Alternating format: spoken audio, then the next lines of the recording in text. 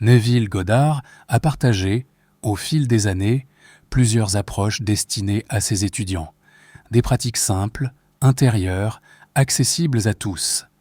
Et beaucoup, en les appliquant avec sincérité, ont vu leur désir se manifester, non pas par la force, non pas par la lutte, mais par une compréhension plus subtile. Il existe une technique centrale, silencieuse, qui relie l'imaginaire au réel. Cette technique n'agit pas à la surface de l'esprit, mais dans sa profondeur. Elle ne repose pas sur ce que l'on pense, mais sur ce que l'on ressent. Ce récit est une exploration de ce principe. Prenez un instant, laissez votre attention se déposer, comme si vous entriez dans un lieu ancien, un lieu calme, où rien n'est demandé, où rien n'est forcé. Ce qui va suivre n'est pas une promesse, c'est une invitation. Il fut un temps où l'homme croyait que le monde extérieur était la cause de tout. Il croyait que les événements produisaient ses émotions, que les circonstances façonnaient sa vie, que le hasard et le destin décidaient pour lui. Mais derrière cette apparence, une autre loi était déjà à l'œuvre, une loi silencieuse, invisible, la loi de la conscience. Tout ce qui apparaît dans votre vie a d'abord pris forme à l'intérieur, avant d'être vu, avant d'être touché, avant d'être nommé. Cela a été ressenti. La conscience est la source, elle est la matrice de toute création. Regardez votre vie comme on regarde un miroir, non pour juger, mais pour comprendre. La conscience se présente sous deux aspects. Le premier est celui que vous connaissez bien, l'esprit éveillé, celui qui pense, qui choisit, qui imagine, c'est le conscient. Le second est plus profond, plus ancien, plus puissant. C'est le subconscient. Il ne parle pas, il n'argumente pas, il ne doute pas, il reçoit. Et ce qu'il reçoit, il l'exprime fidèlement.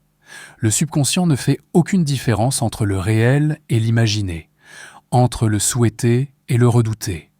Pour lui, ce qui est ressenti est réel. Beaucoup pensent que la pensée crée, mais la pensée seule est stérile. Le véritable langage de la création est le sentiment. Le sentiment est une pensée incarnée, une pensée rendue vivante. Lorsque vous ressentez quelque chose comme étant vrai, le subconscient l'accepte comme un fait accompli, et il agit sans délai, sans jugement. Ainsi, chaque sentiment entretenu devient une semence, et la vie, avec une patience infinie, la fait germer. Cette loi peut sembler exigeante, car elle retire à l'homme le confort de la plainte. Elle lui révèle une vérité plus grande. Il n'est pas victime. Les circonstances ne sont pas des causes, elles sont des effets, des reflets. Changer sa vie ne consiste pas à lutter contre le monde, mais à transformer ce qui est ressenti à l'intérieur. Un changement de sentiment est un changement de trajectoire. La prière véritable n'est pas une demande. C'est un consentement, un état intérieur où le désir est accepté comme déjà réalisé.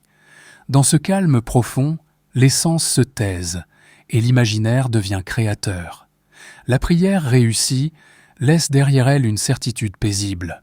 L'homme poursuit souvent des objectifs, mais il oublie une chose essentielle. Il n'exprime jamais ce qu'il veut. Il exprime ce qu'il est conscient d'être. Votre vie actuelle n'est pas le reflet de vos désirs, mais celui de votre concept de vous-même. Tant que vous vous ressentez limité, la vie confirmera cette limite.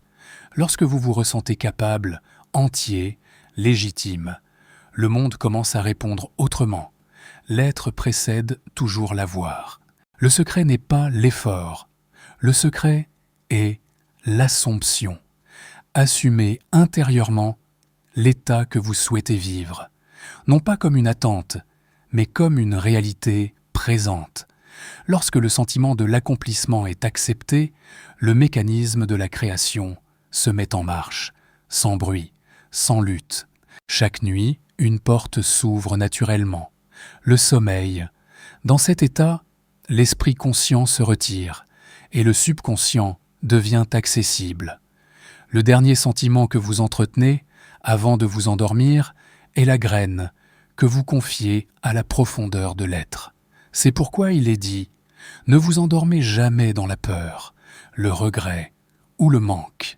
Endormez-vous avec la sensation douce de l'accomplissement. » Allongé, le corps relâché, le souffle devient lent. Il n'y a rien à forcer, simplement ressentir la paix que vous éprouveriez si votre souhait était déjà exaucé, puis laissez le sommeil vous emporter, nuit après nuit. La foi n'est pas une croyance mentale, la foi est un sentiment stable. Lorsque vous ressentez profondément que quelque chose est vrai, la vie s'organise pour le refléter. Les signes suivent, ils ne précèdent jamais. Tout commence en vous. La conscience est créatrice. Le sentiment est le secret. Ce que vous ressentez comme vrai devient votre réalité. Restez avec ce sentiment. Laissez-le vous habiter. Et, silencieusement, la vie répondra